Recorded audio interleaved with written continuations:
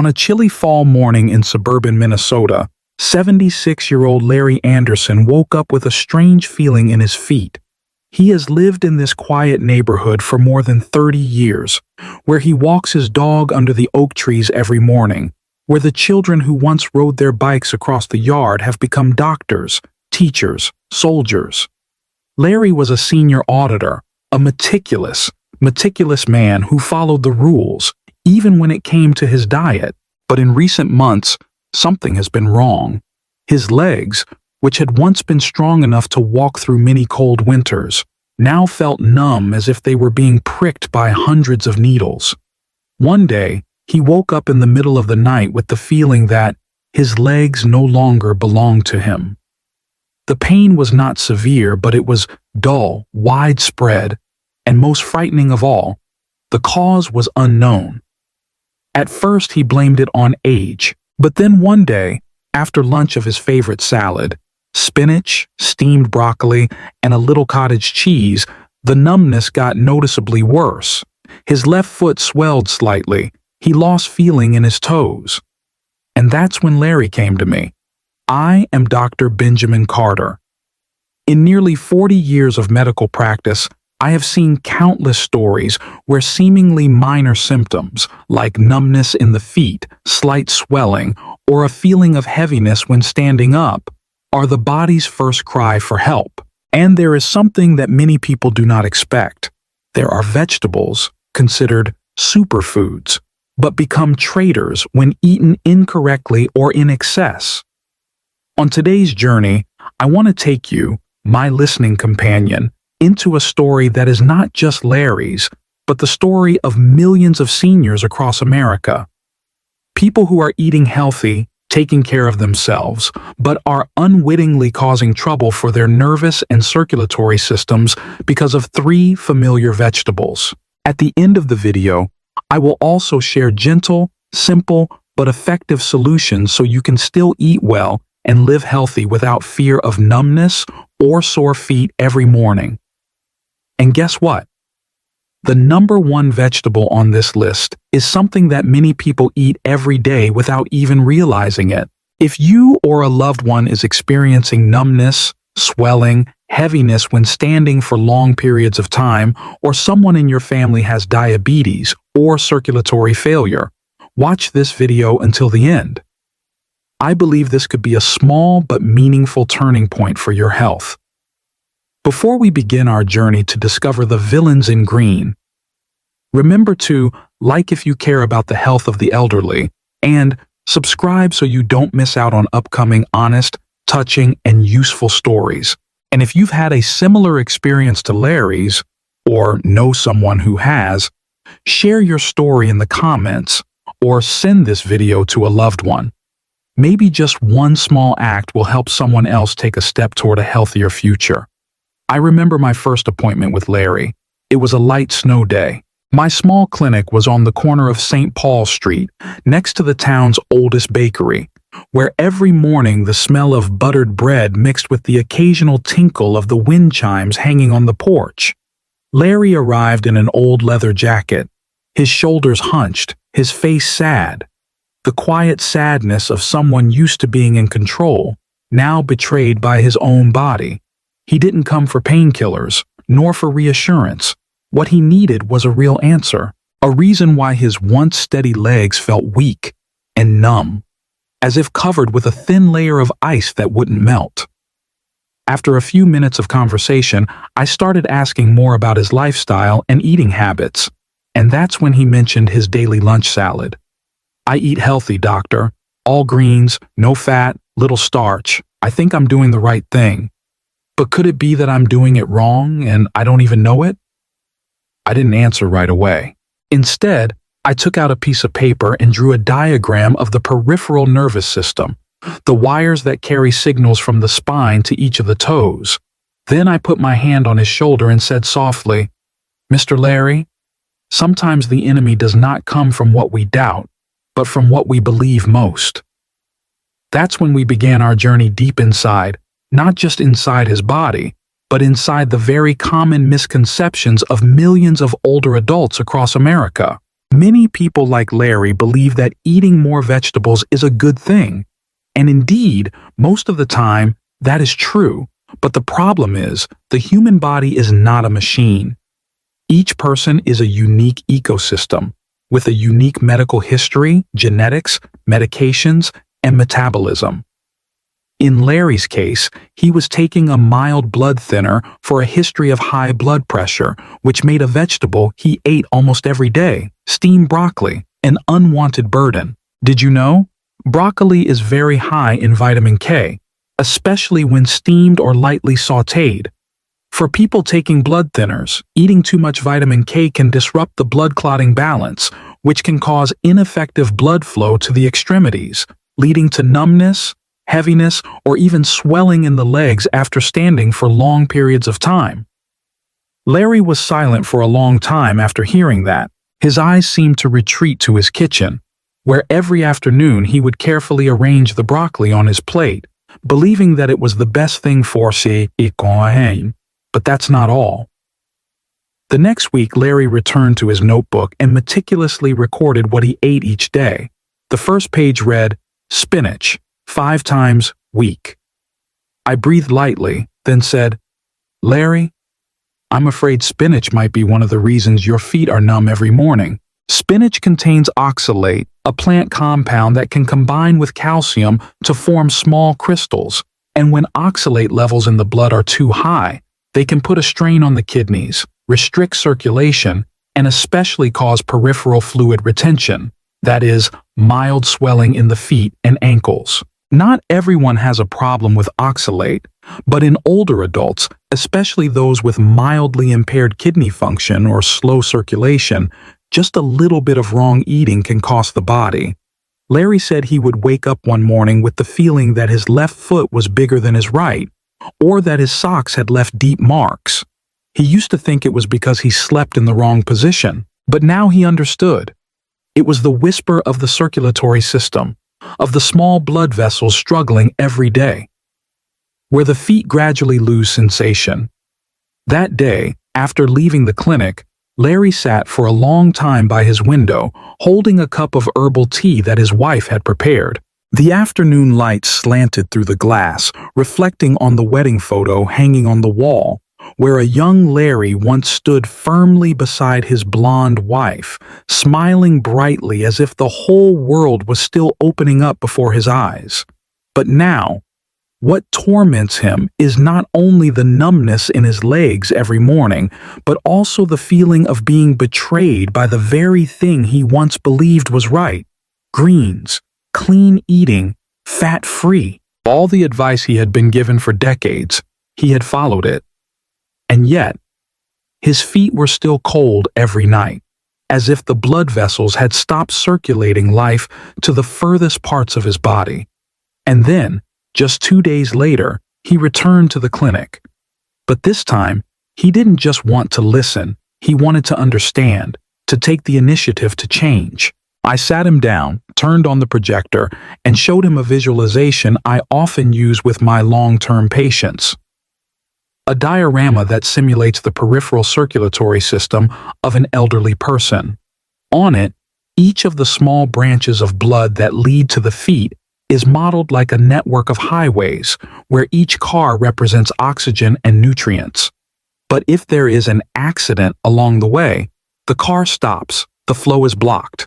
The destination is the toes, which become cold, numb, or numb. And Larry, I paused, looking straight at him. There are foods that accidentally become traffic accidents on those very roads. Then I moved on to the next photo.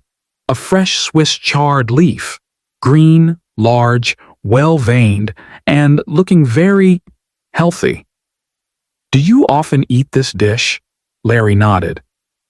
"My wife loves mixing it with apple cider vinegar and olive oil, at least 3 times a week." I nodded slightly, then said softly, "Swiss chard is really a good vegetable, but not for everyone. Swiss chard is high in oxalates, just like spinach, but worse, it tends to cause more water retention when eaten raw or undercooked. This means that For people with poor circulation or sensitive peripheral nerves, it can cause the tissues around the blood vessels in the feet to retain water slightly, pressing on the nerves, causing numbness, tingling, or loss of sensation. Larry was silent. He whispered, "I thought it was vegetables." Who would have thought? I put my hand on his shoulder and squeezed it gently. Larry, a lot of people think like that, and that's the scariest thing, not because they're careless, but because they trust too much in what sounds right.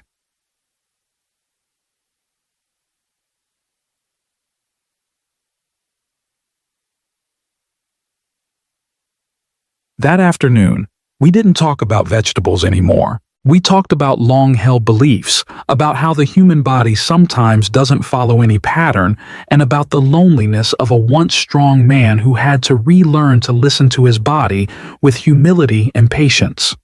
I told him about a former patient, Eleanor, a retired teacher in Vermont who thought she had severe nerve damage because she had no feeling in her legs. It turned out that the cause was not a chronic illness, but her habit of drinking a raw vegetable smoothie every morning, consisting of spinach, chard, and broccoli blended with cold water.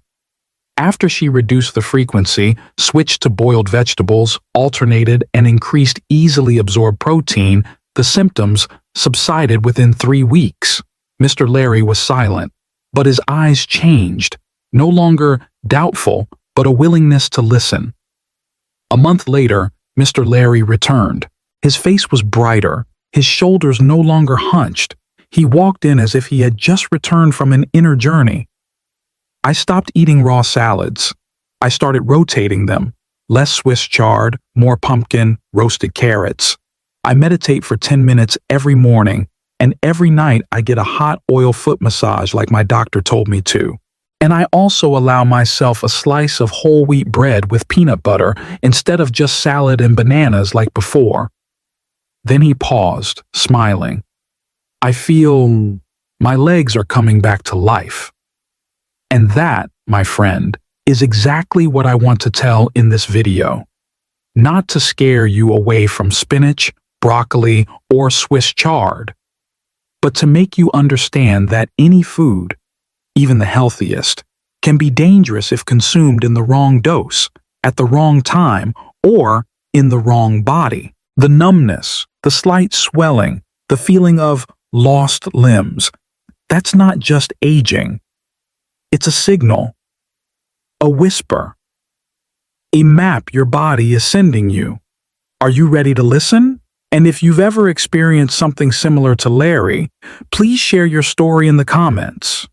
Who knows, it might be a ray of light for someone out there who's still struggling every morning by the bed, wondering why their feet are so cold and heavy. If you find this video useful, don't forget to like to support the channel and subscribe to not miss the next stories, real-life journeys touching the ultimate of health and life.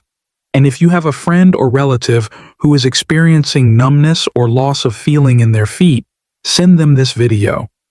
Maybe just one click from you can be someone's salvation. From that time on, every morning when he woke up, Larry would put his hands on the tops of his feet, as if listening to some small rhythm of life that had been forgotten. He no longer felt as if he was disconnected from his own feet. Instead, there was a vague but very clear feeling that his body was gradually coming back.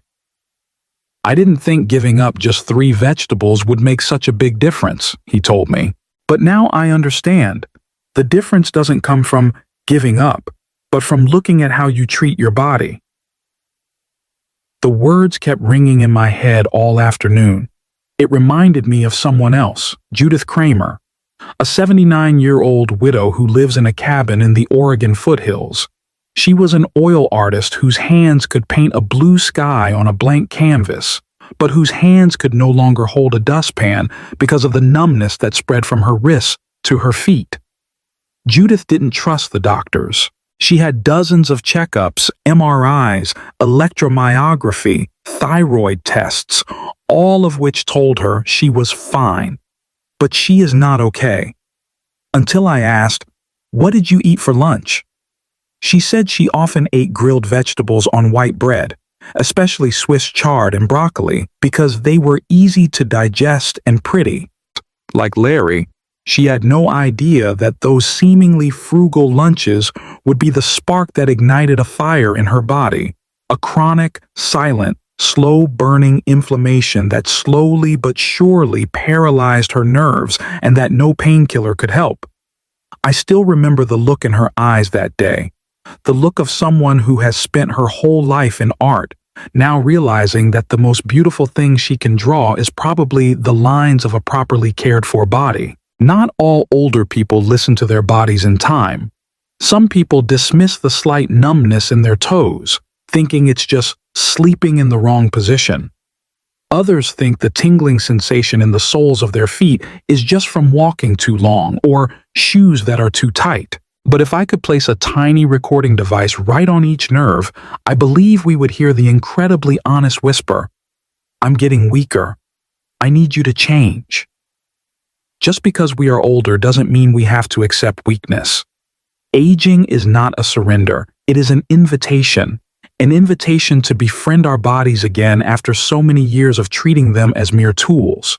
And change doesn't have to start with something big. It can start by stopping eating raw Swiss chard salads every day, switching to lightly boiled and served with whole grains, or simply practicing walking barefoot around the house for 5 minutes every morning to feel the cold ground under the soles of your feet. Larry did just that. He called it waking up with my feet, and gradually the morning chill disappeared.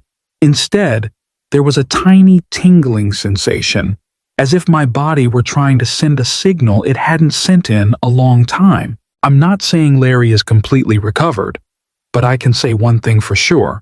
He began his journey to recovery not with drugs, but with mindfulness. And if you're reading this far, I want to ask you something, not a test question, but a very sincere provocation. Your feet. When was the last time you really listened to them? Maybe you're too busy with appointments, prescriptions, and dry health newsletters. But sometimes, all you need is a morning, a window seat, and a cup of tea to ask yourself a very simple question. Can I feel my toes?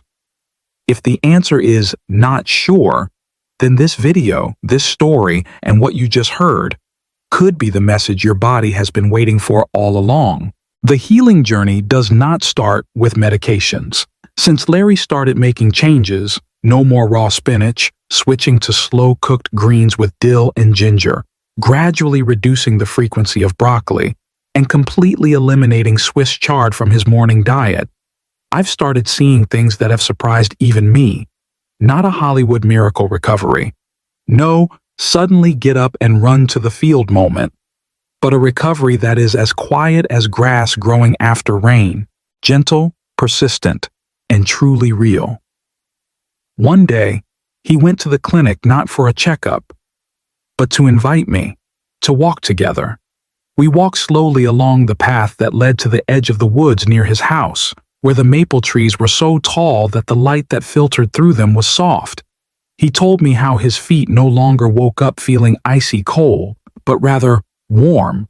"There's blood running through them, doctor. I can feel it." I just smiled. Because what I want is not just to help patients reduce symptoms. I want them to be friends with themselves again. Passing through the trees, Larry suddenly stopped. He bent down to pick up a red leaf that had fallen to the ground, looked at it for a long time and said, "I used to think that aging meant accepting the gradual loss of things, but it turns out, sometimes, you just need to change your perspective a little. Then the things you thought you lost actually still exist, just hidden." I didn't reply. There was no need to say more. Sometimes, one has to go through a journey of numbness to appreciate the warmth that seems so ordinary. Larry's story was shared by him sometime later at a senior community meeting in the Maplewood neighborhood. Not in a presentation, but simply as a retelling while drinking tea with some friends of the same age. No one expected that conversation to become the focus of Public Health Week that year, because after that day, 17 people came to me with the same question. "My legs are numb too. Is it because I eat like Mr. Larry? No two people are alike, but almost all have one thing in common. They eat green vegetables, but lack understanding of the specific effects of each vegetable on blood vessels and peripheral nerves, especially when age makes everything in the body react slower, but the consequences come faster. An old lady named Marlene, who used to be a cook at a school, told me in tears, "I thought I was doing everything right, eating clean, drinking enough water, doing yoga.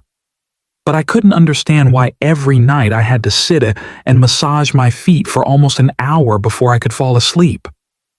When I asked again, "What do you usually eat for dinner?" she smiled sadly. "Rainbow chard soup with baby corn, doctor." I don't need to hear any more.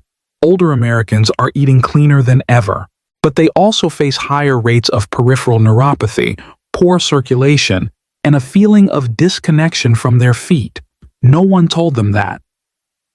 Spinach can cause water retention, especially in people with weak kidneys or taking blood pressure medications. Broccoli, although good for healthy people, can affect the blood if eaten in excess while taking blood thinners.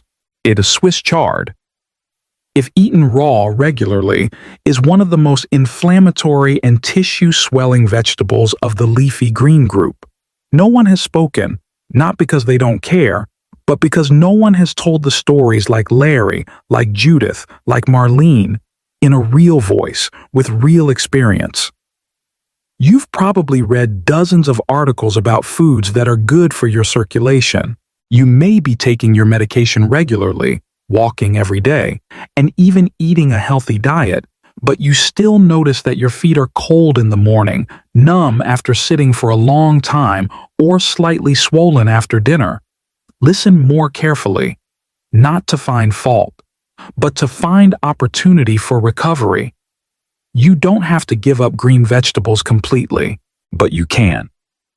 Rotate leafy greens with root vegetables. For example, replace Swiss chard with steamed carrots, roasted squash, or boiled green beans.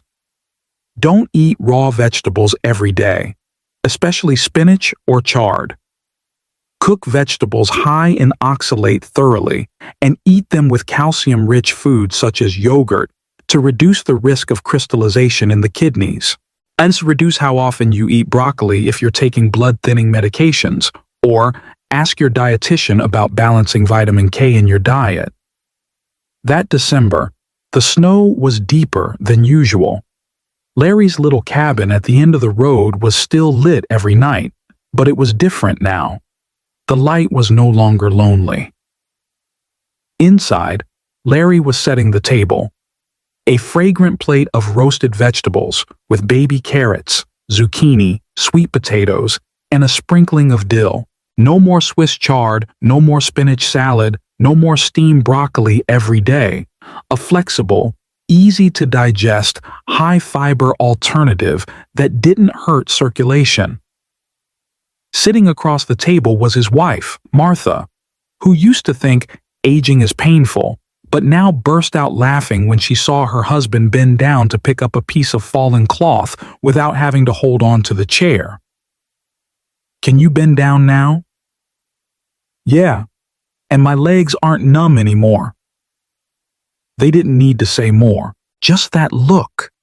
The look of someone who had just stepped out of the darkness and finally touched the light of understanding. Not long after, I received a handwritten letter. It was from Idaho.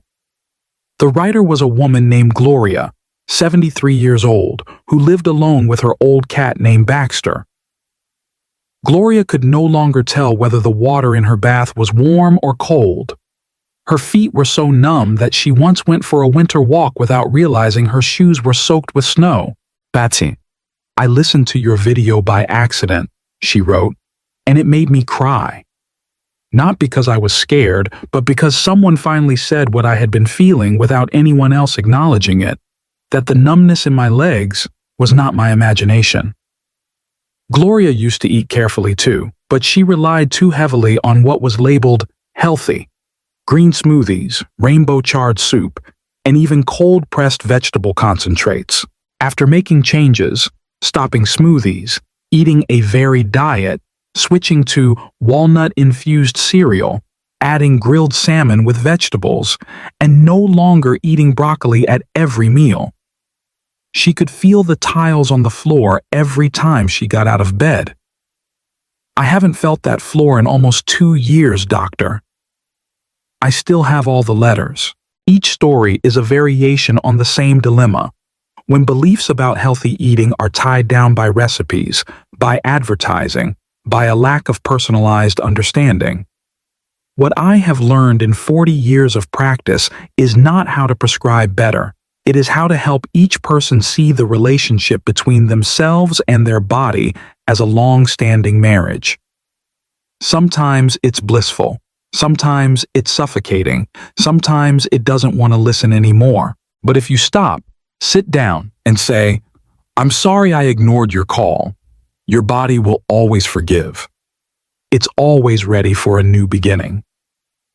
Many of my patients report a strange thing. When their legs are no longer numb, they feel lighter. At first, I thought it was just a normal feeling after recovery. But after hearing it over and over again from many people, I began to understand. Numbness in the legs was something that dragged them down emotionally, like a rubber band that not only tightened their blood vessels but also their spirit. A person who can no longer feel his feet can also easily feel out of touch with life. And so, restoring feeling to the legs is not just a medical process. It is a journey to regain the feeling of life. If you are still here, still reading, still watching, still listening to this last line, then I believe that you are not just someone looking for a solution to a symptom. You are someone listening to your body as if listening to an old friend. And I want to tell you, you are not alone. The stories of Mr. Larry, Mrs. Judith, Mrs. Gloria are hundreds, thousands of other stories being rewritten every day by people brave enough to question habits that seem to be right. If you have a story like this, please share it in the comments. This community is always listening, and who knows, your story might be the light that guides someone who is struggling in the dark. If you found this video helpful, don't just keep it to yourself. Like it, subscribe it, and send it to someone you think might benefit from it. Maybe a video, a story, a whisper will be the reason someone feels their legs again and feel life again.